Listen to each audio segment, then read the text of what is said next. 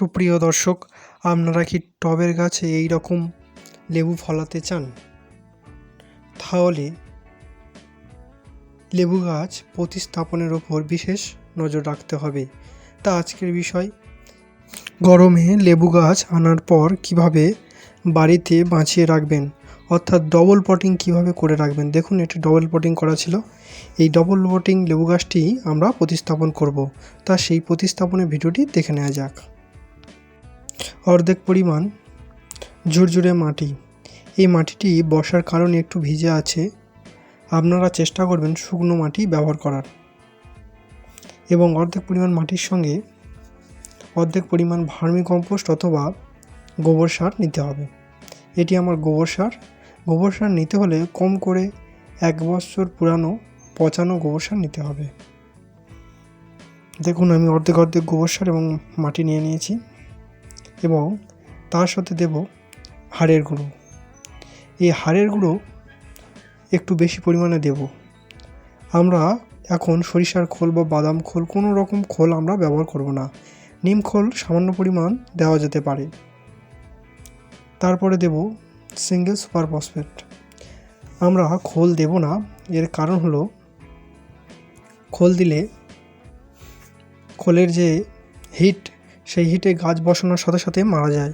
অনেক বন্ধুরাই গাছ কিনে আনে, কিন্তু গাছ বসাতে গিয়ে সমস্ত গাছ প্রথমেই মেরে ফেলে। তারপর দিয়ে দিলাম চুন।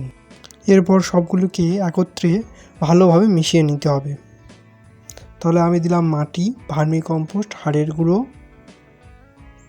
চুন এবং সিঙ্গেল সুপার ফসফেট। লেবু গাছ বসাতে গেলে চুন অত্যন্ত গুরুত্বপূর্ণ ভূমিকা পালন করে।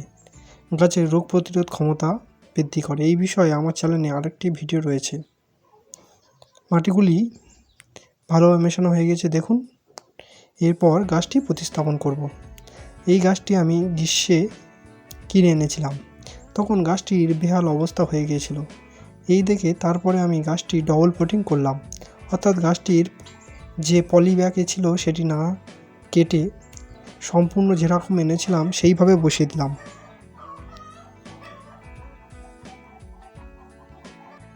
তারপর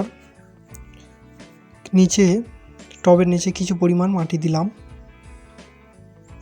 এরপর গাছটিকে তুলে নিতে হবে।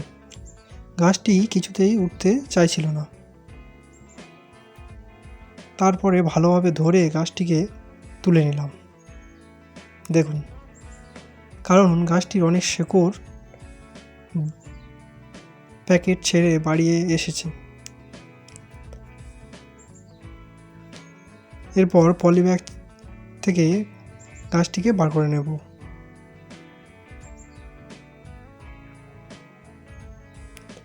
দেখছেন গাছটি শেকড় কত সুন্দর আছে।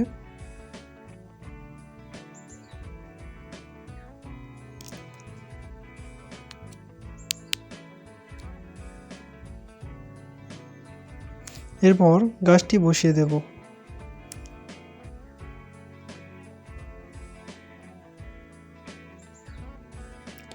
গাছটি টবের পুরো মাঝখান বরাবর বসাবো।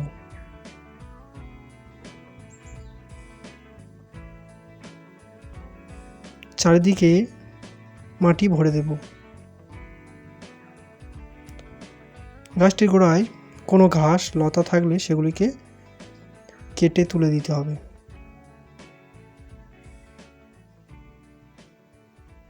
এরপর ওই মাটি ভালোভাবে মিশিয়ে নিতে হবে। তবে অবশ্যই একটা জিনিস সতর্ক থাকতে হবে, কোনো মতেই নতুন গাছে সঙ্গে সঙ্গে এনে খোল, অর্থাৎ সরিষার খোল বা বাদাম খোল মিশিয়ে গাছ বসানো চলবে না, এবং অত্যন্ত বেশি পরিমাণে রাসায়নিক সার ব্যবহার করা একদমই চলবে না। আমি এটি পুরো সম্পূর্ণ জৈব পদ্ধতিতে ব্যবহার করলাম। আপনারাও এইভাবে বসাবেন। এরপর গাছে জল দিয়ে দেবেন, তারপরে রেখে দেবেন। দেখবেন গাছের চেহারা কেমন বদলে যায়। নমস্কার বন্ধুরা, আজ এই পর্যন্ত। দেখা হচ্ছে পরের ভিডিওতে।